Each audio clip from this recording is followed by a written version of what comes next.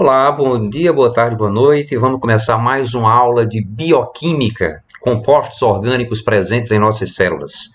Nas aulas passadas nós tratamos de carboidratos e lipídios. Hoje a gente vai conversar um pouco sobre proteínas. Bom, o que é que são proteínas? São grandes moléculas, assim como os polissacarídeos. São grandes moléculas formadas por unidades menores, conhecidas como aminoácidos, e que exercem diversas funções em nosso organismo. Para que serve uma proteína, então? Elas podem exercer função de condução. Nós sabemos que o que dá a cor vermelha ao nosso sangue é uma proteína vermelha, conhecida como hemoglobina, que forma um dos principais componentes de nossas hemácias, dos nossos eritrócitos, e que tem a função de conduzir pelo nosso corpo oxigênio. Também conduz gás carbônico, mas a principal função é conduzir o oxigênio dos nossos pulmões para cada um dos nossos tecidos. Outra função das proteínas, formação da nossa musculatura, a contração muscular. As proteínas responsáveis pela contração muscular, que trabalham na contração muscular, pelo menos as principais, são a actina e a miosina. Outra função das proteínas, formação de hormônios. Na verdade, alguns hormônios humanos, alguns hormônios animais são proteínas, outros hormônios são lipídios. Estrogênio, progesterona, testosterona, os hormônios sexuais, dentre outros, são quimicamente lipídios. Outros hormônios, como insulina e glucagon, são tipicamente proteínas e que exercem funções aí bem interessantes para o nosso corpo. No caso aqui, a insulina, ela é responsável pela entrada da glicose, entrada de carboidratos nas nossas células. O glucagon, portanto, a insulina diminui a concentração de glicose no nosso sangue. O glucagon faz o trabalho contrário, aumenta a concentração de glicose no nosso sangue a partir do momento em que ele promove a quebra de glicogênio polissacarídeo, que fica armazenado no nosso fígado e nos nossos músculos estriados esqueléticos. Então, proteínas também podem formar hormônios, também podem ser hormônios, melhor dizendo. Outra função das proteínas, defesa. Os anticorpos que fazem parte aqui do nosso sistema imune são proteínas especializadas no combate a micro-organismos causadores de doenças. Outra função das proteínas é aceleração, aumento da velocidade das reações químicas. A partir do momento em que algumas proteínas exercem função enzimática. As proteínas também podem ter função estrutural. A nossa unha, como a figura sugere, é basicamente uma proteína conhecida como queratina. Mesma queratina também que está na superfície da nossa pele, na primeira camada da nossa pele. Por conta disso, essa camada de pele é chamada de camada queratinizada. E as proteínas são formadas por unidades menores, elas são macromoléculas, são grandes moléculas. Das maiores moléculas que existem no nosso corpo, só ficam atrás dos ácidos nucleicos. Então, as proteínas elas são formadas por unidades menores, por peças menores conhecidas como aminoácidos. E um aminoácido é basicamente uma substância formada por um átomo de carbono associado a um grupamento amina, NH2, mais uma carboxila, COOH. E para completar aí, a gente vai ter ligado a esse mesmo átomo de carbono, um átomo de hidrogênio e um radical. É esse radical aqui que vai variar de aminoácido para aminoácido. Você pode ter somente aqui um único átomo de hidrogênio formando esse radical, ou você pode ter uma longa cadeia carbônica. E o termo aminoácido, ele vem justamente aqui do grupamento amina associado ao grupamento carboxílico, ácido carboxílico, que caracteriza essa substância. Eu tenho aqui 3 exemplos de aminoácidos, O primeiro, glicina, que já tinha sido mostrado aqui no slide anterior, mas a alanina e o ácido aspartico.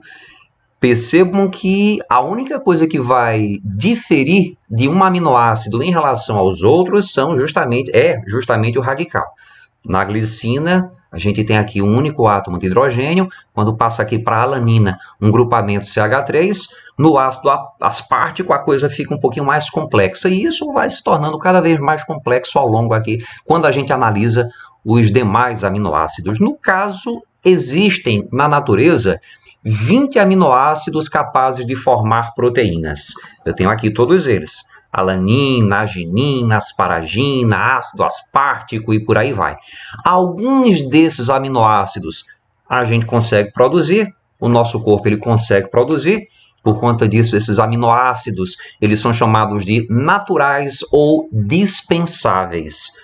Dispensáveis não é que a gente não precise deles, claro que precisa, não é à toa que o nosso corpo produz. Dispensáveis na alimentação. Tá? E nós temos existem, né? Formando proteínas, alguns aminoácidos que a gente não tem condição de produzir, que o nosso corpo não produz. Então, esses aminoácidos, eles são chamados de essenciais ou indispensáveis. Essenciais e indispensáveis na alimentação. E são esses que estão representados em vermelho. A arginina, na verdade, são 9 aminoácidos essenciais. E nós temos a arginina, que eu indiquei aqui com asterisco, que é tido como um aminoácido semi-essencial. Como assim semi-essencial? Que uma pessoa sadia consegue produzi-lo.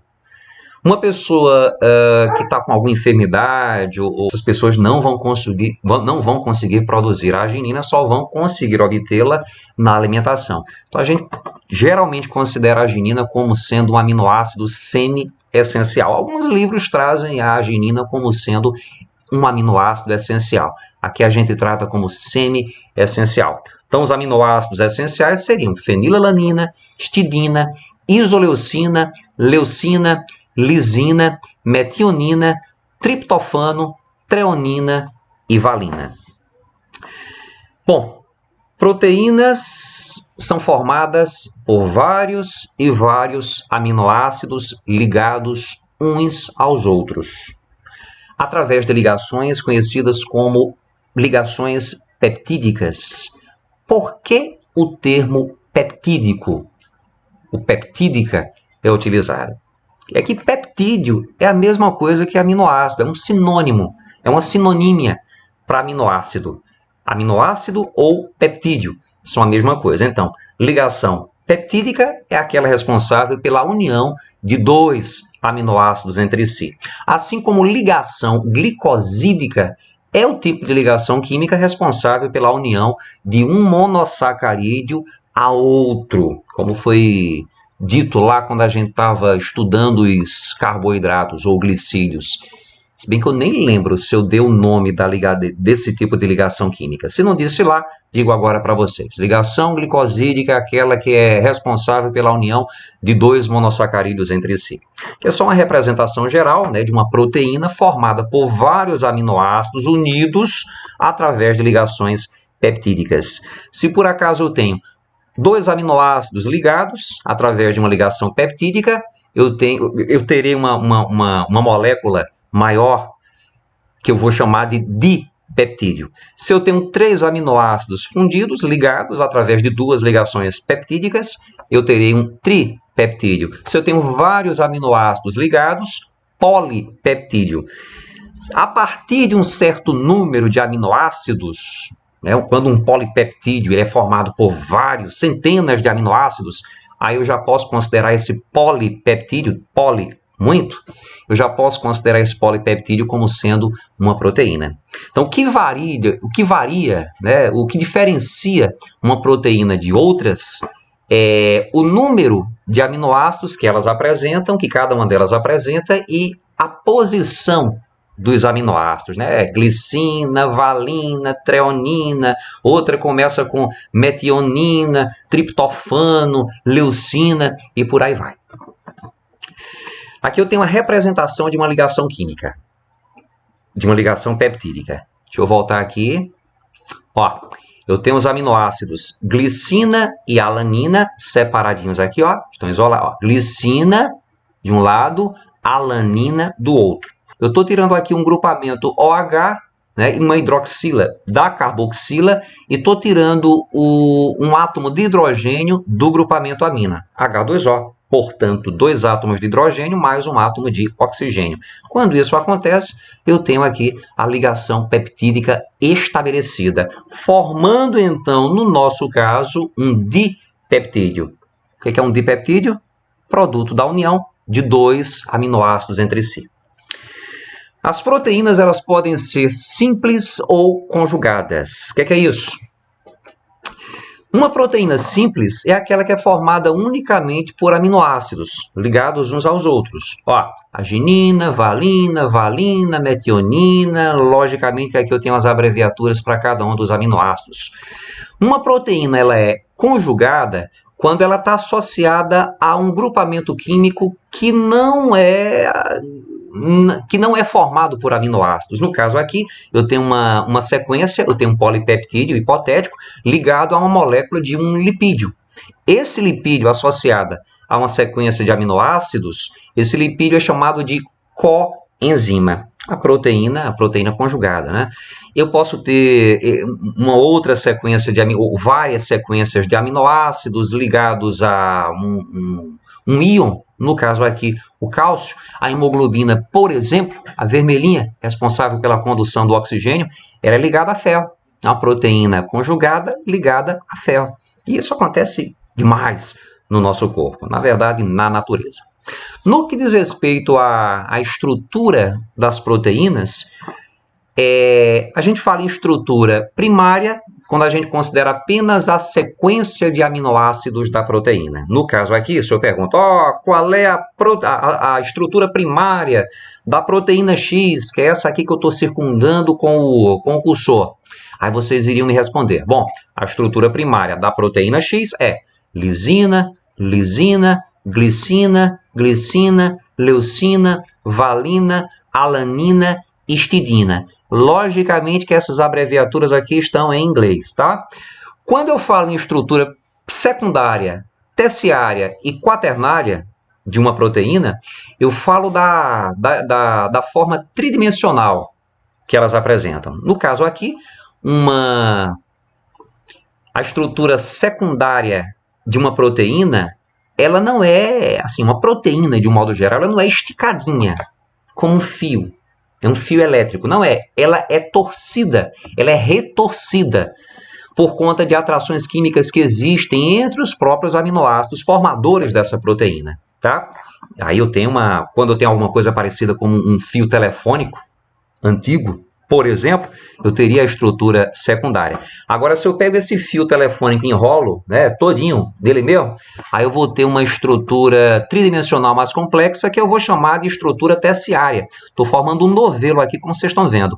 E quando eu tenho duas sequências, duas cadeias de aminoácidos ligadas uma à outra, embrulhada, tipo um novelo, tipo, como se eu tivesse aqui um fio de telefone vermelho e um fio telefônico preto.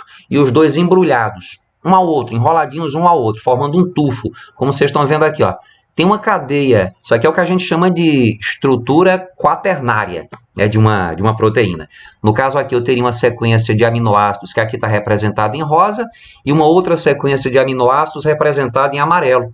Tá? Então, ó, recapitulando, estrutura primária é a sequência de aminoácidos de uma proteína, estrutura secundária, terciária e quaternária dizem respeito às formas tridimensionais das proteínas, sendo que a estrutura secundária apresenta um grau de dobramento mais simples, estrutura terciária, um grau de dobramento mais avançado, mais complexo, e na estrutura quaternária, ou terão estrutura quaternária, as proteínas com duas cadeias duas sequências de aminoácidos entrelaçadas.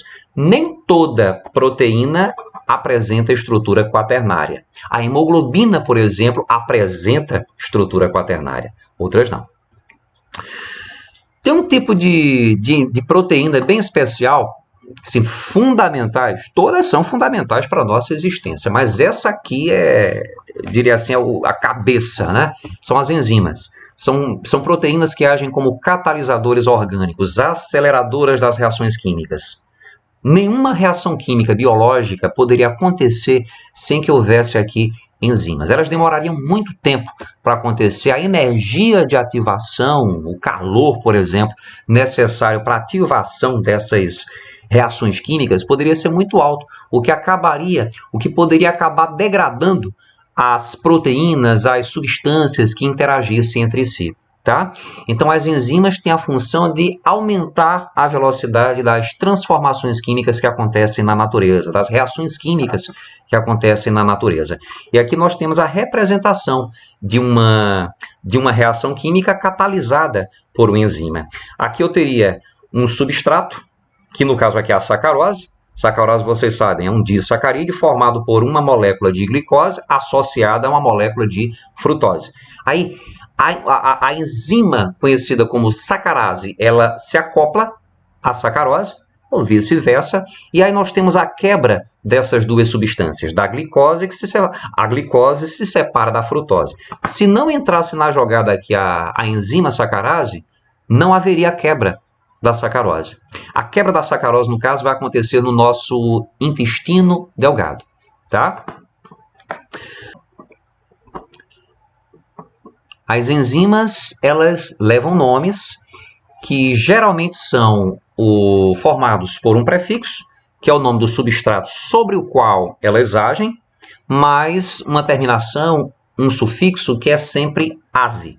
Tá? No caso aqui, as enzimas que agem sobre lipídios, elas são chamadas de lipases. Prefixo lip, de lipídios, sufixo ase. Enzimas que agem sobre proteínas, prefixo prote, sufixo ase, proteases. Enzimas que agem sobre ácidos nucleicos, nucleases. Enzima que age sobre a sacarose, o açúcar da cana, a gente viu agora há pouco, sacarase. Enzima que age sobre a lactose, que é o açúcar do leite, lactase, que a gente viu lá atrás em carboidratos, glicídios, que a gente vai diminuindo a produção de lactase na medida em que a gente vai envelhecendo, né? Ao passo que quando a gente tem por volta de 10 anos de idade, a gente já tem muito pouca lactase.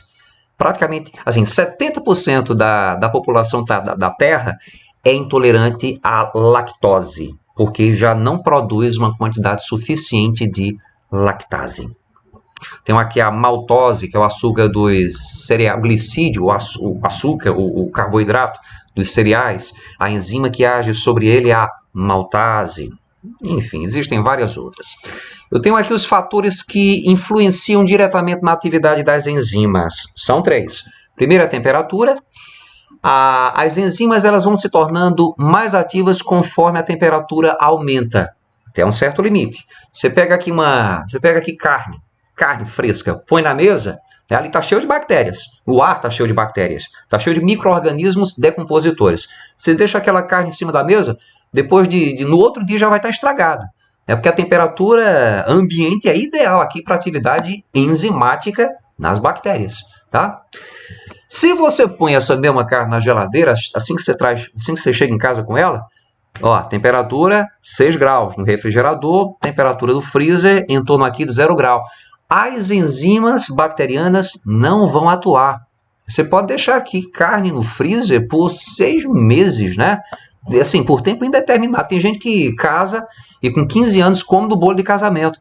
Põe no freezer e a cada aniversário, cada festividade relacionada ao aniversário, o cara vai lá e o casal come uma fatia do bolo. Que não estraga justamente porque as enzimas, né, das bactérias que poderiam provocar o apodrecimento do alimento, né, poderiam fazer com que o bolo estragasse, elas não vão atuar. Agora, você vai aumentando a temperatura, olha a curva aqui, ó, a abscissa está indicando a temperatura ótima para atividade enzimática e a ordenada está indicando aqui a velocidade máxima da enzima, né, em questão. Temperatura 0, atividade enzimática próxima de 0. Você vai aumentando aqui a temperatura, a velocidade de atuação da enzima vai aumentando também. Você chega aqui a por volta de 35 graus, você chega na temperatura ótima para a atividade de uma enzima. A partir não de 35, como o gráfico aqui está sugerindo, mas a partir de 45 graus, você já vai ter uma quebra, uma desorganização da estrutura das enzimas. As proteínas, quando são submetidas a temperaturas muito altas, elas modificam a sua estrutura tridimensional. Enzimas são proteínas. Então, quando você aquece demais um meio onde estão dispostas enzimas, você vai desnaturá-las. O termo é esse. A desnaturação das enzimas, ou a desnaturação proteica, já que enzimas são proteínas, é a modificação da estrutura tridimensional de uma enzima. Então, elas deixam de funcionar, tá? O que acontece com o ovo, por exemplo, a clara do ovo, que é uma proteína, não é uma enzima, é uma proteína estrutural, está presente no nosso sangue também. Quando você aquece o ovo, vai cozinhar, vai fritar, a clara do ovo coagula, passa de transparente, que ela era, a branquinha, ela muda completamente. As enzimas que atuam sobre a albumina não vão conseguir atuar. Da mesma forma, se você aquece as enzimas que atuam sobre a albumina, elas também não vão atuar de maneira nenhuma. É como se você pegasse uma chave e amassasse com uma marreta, com um martelo. Você não vai conseguir mais abrir a porta, tá bom?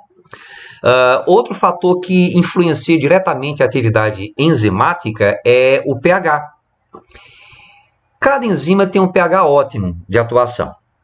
Por exemplo, na boca vai trabalhar uma proteína conhecida como ptialina ou amilase salivar, que atua sobre o amido. O pH da boca é 7. Se o pH da boca baixar, ficar mais ácido, por exemplo, você bota vinagre na boca, né? Enfim, vai comer pão com vinagre, pão é amido, né? Você molha o pão no vinagre, mastiga e tal. A ptialina, ela vai desnaturar, ela vai ter a sua estrutura tridimensional alterada e não vai conseguir quebrar o amido, tá? Mesma coisa. Aquela chave, né, que é a enzima, ela vai ser amassada e não vai conseguir entrar na fechadura, que seria análogo ao substrato. Então, é o que a gente chama de teoria da chave fechadura, tá? Desnaturou uma enzima, ela não vai conseguir trabalhar. Inclusive, para cada substrato vai ter uma enzima diferente. É justamente disso que trata a teoria chave fechadura. Outro fator também que está diretamente relacionado à atividade de uma enzima é a concentração do substrato. Você tem aqui um número X de enzimas num determinado meio, você vai adicionando substrato, logicamente que a reação química ela se inicia. Mas chega um momento em que todas as enzimas estão ocupadas. Então a velocidade ela não se altera mais. Ela se mantém até que as enzimas desocupem, digamos assim, e vão atuando sobre novas moléculas de substrato, digamos assim. E aí a gente encerra nosso papo de hoje com a frase aqui do Graham Greene. Há sempre um momento na vida em que uma porta se abre deixando o futuro entrar. Bom, gente, finalizamos por aqui. Até a próxima aula, até o próximo papo.